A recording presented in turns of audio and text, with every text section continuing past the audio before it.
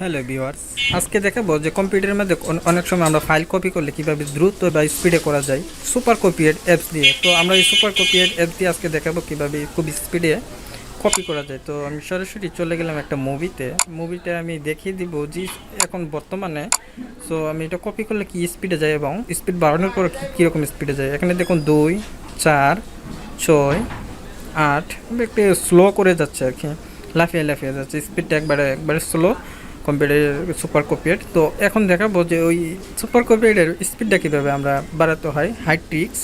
তো আমরা super copier গিয়ে রাইট বাটনে ক্লিক করলে আমাদের একটা কনফিগারেশন সেটিং আসবে, বাট এটাতে ক্লিক করার পর একটা অ্যাডভান্স অপশন আছে, নিচের যে অ্যাডভান্স অপশনটা এখানে আছে 1000, আমরা কমিয়ে দিলাম 10। এখানে আছে 5000, আমরা কমিয়ে দিলাম 50, এবং এখানে আছে 1000, আমরা কমিয়ে দিলাম 10।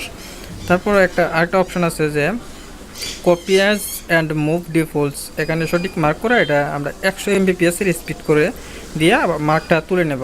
ঠিক আছে, তুলে নেওয়ার পর আমরা অ্যাপ্লাই করব এবং ওকে বাটনে ক্লিক করব।